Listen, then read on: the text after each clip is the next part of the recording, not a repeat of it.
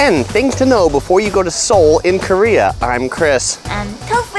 And today we're going to tell you everything you need to know to come to Seoul. This is part of our series on Seoul. We've got other videos such as the best free things to do in Seoul, how to rent a hanbok, what I'm wearing right here, and how to ride the MRT, the subway that's under Seoul. If you want to see those, you'll find links in the description below or check them out at the end of this video. But on to things to know before you go to Seoul. The first thing to know about Seoul is just a little bit of general overview information. Seoul is the capital of South Korea. The city has a population of 10 million people. The metropolitan area has a population of 25 million. Seoul is in fact twice as dense as New York City. Seoul is a buzzing high-tech metropolis where high-tech meets Buddhist temples. The major religions in Seoul, Buddhism and Christianity.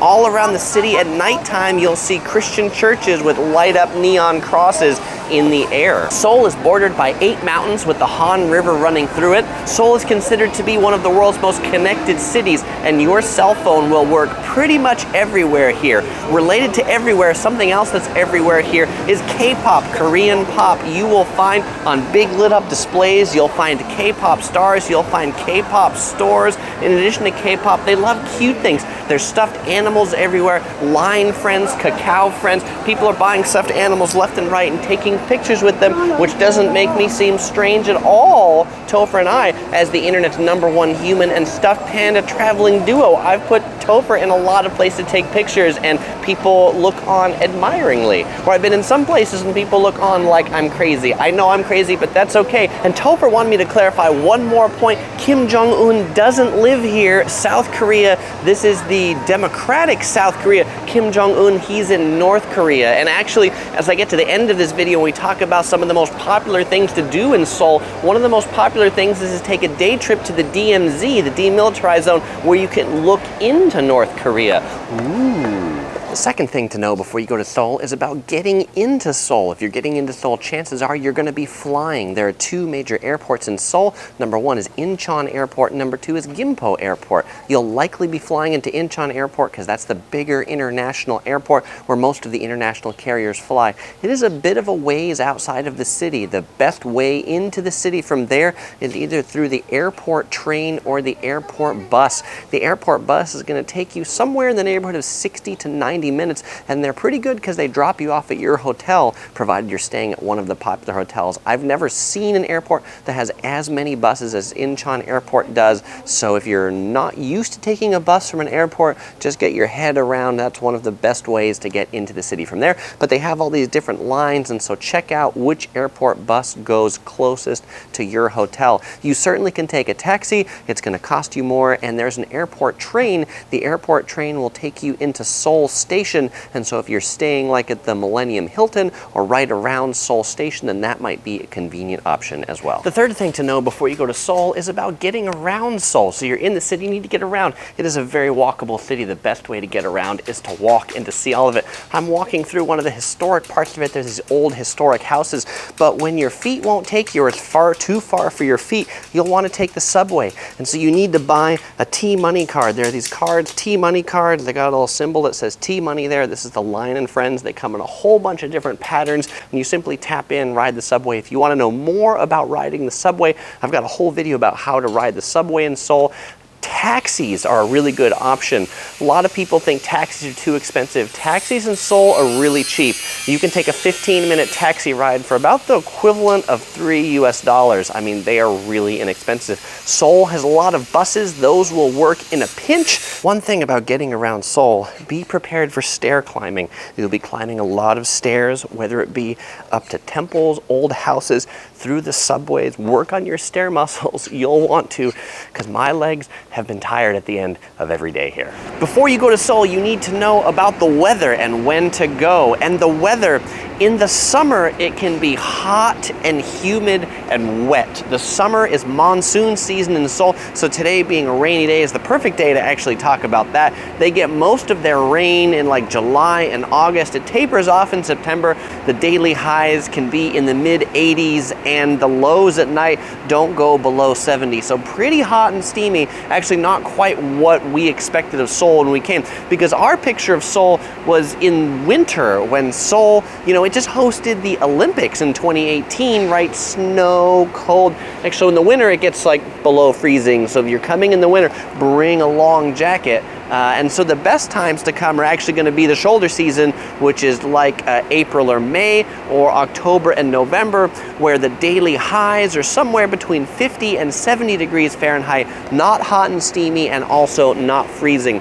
Winter might be an appealing time to come because there's less people here, though do avoid the Lunar New Year, because a lot of tourists from Asia will be coming that year and hotels will be quite expensive.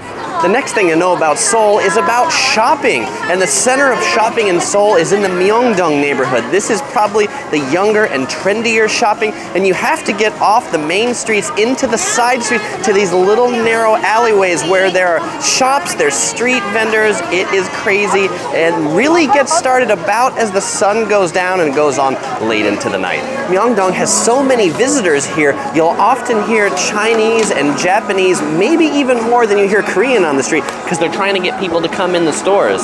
Hanying, Guanling, come in, welcome. What's also really interesting about Myeongdong is the shops aren't just on the ground floor, but you have to look up a few floors as well. Second, third floor, all the way up to the 6th floor on some of these things, you'll find more shops and restaurants. How do you get up to those places? Well, it's often through little tiny staircases, just like this. Don't be afraid, you'll go up there and you can find the K-pop store. Curious what a K-pop store sells? Well, posters, postcards, everything to admire your favorite K-pop stars, even calendars. And don't just limit yourself to the above ground shopping. Myeongdong has basement, below ground shopping centers as well that seem to run forever in some areas. If indoor shopping mall shopping is your thing, or it's a rainy day, then you'll want to check out the COEX shopping mall by Starfield. It's home to the really cool Starfield library right here, which has all these books in the middle. But the COEX mall, it is South Korea's largest mall. It's on the Gangnam, or the south side of the river. The other shopping mall you'll want to check out is Lotte World, the Lotte World shopping mall. It is under the Lotte Tower. It's huge, spread over multiple buildings. And while you're there, you can even check out Lotte World, the amusement park that's kind of like the Korean version of Disneyland. Before you go to Seoul, you should know about the language they speak here, and it's of course Korean. I've got a Korean book in front of me. Hangul is the writing system, but actually, you know, you don't have to be worried that everything is only in Korean. Actually, there's a lot of English to go along with the Korean on signage. You'll find most of the stores, like the name of the mall is in English back there. The name of this cake company is entirely in English too.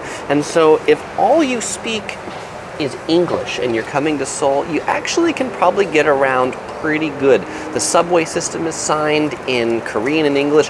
If you speak Chinese or Japanese, you'll probably do just fine too, because there's a lot of Chinese and Japanese tourists. Sometimes in a restaurant or things like that, you might have to communicate with like pointing, and they might understand you better than you understand them. So if you're speaking English, just ask a question slowly, like, where is the toilet? And then take the pointing gesture for where you should go. Obviously, it's good to learn a few Korean phrases before you come, like hello, goodbye, thank you, please, those sorts of things. You know, if you venture out too far from Seoul, then English does kind of go away pretty rapidly. And it's not like going to Sweden, where English is everybody's second language. English is definitely not the second language here, but they've been trying hard to help out the tourists that come. The one place in Seoul that people speak virtually no English is taxi drivers. Taxi drivers universally speak almost no English, and so I would recommend that whatever your destination is, including your hotel, to always have it written in Korean. Don't show them an English write-out of a destination. They won't be able to understand it. Almost every hotel in Seoul will have a card like this that you can get from them that'll have the address in Korean. Here it says, please take me to, and then an address of the hotel. You can also ask your hotel to write out something on a blank card like this, where they'll write out for you in Korean where you want to go. Before you go to Seoul, you should know about money. In Seoul and in South Korea, they use the won, and it's a lot of zeros on this. This is a 1,000 won bill. This is the smallest bill they have. This is about the equivalent of $1 US. If you're trying to do the conversion from Korean to US dollars, just take about 3 zeros off, and that's what it is at the time that I published this video. And the ATM will basically dispense $10 bills, so 10,000 won bills. There's coins, they don't go very low.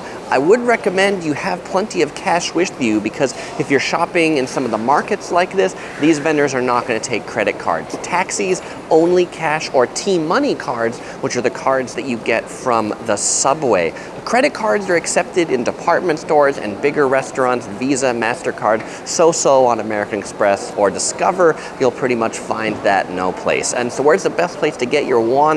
Definitely from an ATM. Hit the ATM up at the airport or find an English language ATM when you're in Seoul. I'll point out, not all ATMs speak English. Make sure you find one that has a button that says English. Lots of them only had Korean or only accept Korean cards. 7-Eleven is generally a good place to find ATMs that accept international cards. If you're paying by credit card, many vendors will offer you a choice of currency that you want to charge it in. But be careful on this, because if you charge it in your local currency, they'll add a markup of 4%. This is usually a bad deal, particularly if you have a no international conversion fee credit card. If you don't have one of those, well, you should get one already. If you're in the US, the Chase Sapphire series of cards are pretty good ones that come with no international conversion fees. Another thing you should know about Seoul before you go is about trash cans. I mean, Seoul isn't quite as bad as Tokyo, but there are very few trash cans around the city. It might be a good idea to bring a plastic bag with you, so as you generate trash as you're walking around, you can put it in that bag until you find a trash can. The best places to find trash cans: convenience stores, bathrooms, and subway and train stations, and also back at your hotel. But when you're walking around a lot of the tourist areas like this one, you'll find no trash cans. It's not like New York City where there's a trash can on every block. Before you go to Seoul, you should also know about the bathrooms. Bathrooms in Seoul, generally good. There's quite a few public bathrooms. However, if you're in a really public bathroom, maybe something like in this area, then there might not actually be toilet paper in the stall. The toilet paper is outside the stall, and you kind of take it off and bring it in with you in the stall. Also, a lot of public bathrooms won't have soap or like liquid soap. They'll have a bar of soap sitting on a little thing. If you don't want to use the same bar of soap that 1,000 people before you have, you might consider bringing some of your own hand soap or hand sanitizer with you. Also, they typically don't have towels in a lot of the public bathrooms, so if you want to wipe your hands, bring some paper towels or bring a towel from the hotel for yourself, or maybe for the sweat on your forehead when it's a really hot day like today. Something you should know before you go to Seoul, South Korea is about K-pop. K-pop stands for Korean pop, and you may not have heard K-pop if you've been living in a cave, because Psy really took over the internet a few years ago with his hit song Gangnam Style, but ever since then, K-pop's going around the world, and K-pop is everywhere in Seoul. Everywhere you go, you'll see pictures of guys like this. You'll see pictures of girls like this, but you'll find K-pop everywhere, from K-pop stores to K-pop cafes to pop-up K-pop performances. So if you've never heard K-pop, do a little searching on YouTube before you go about K-pop. You'll hear the songs, and those will be the same things you'll hear when you get here in Seoul. It's very interesting because a lot of places around the world you hear American music, you know, Snoop Dogg or Aerosmith in a cafe, but Korea really has its own distinctive music that they like and enjoy. But I sometimes feel like it's a little bit like American 90s pop music, like Britney Spears from 20 years ago, just with Korean lyrics. Well, if you enjoyed this video, you might enjoy watching some other videos from our series on Seoul, South Korea. You can click either of them to watch or find links in the description below. Well, we won't say goodbye because we'll see you in the next video.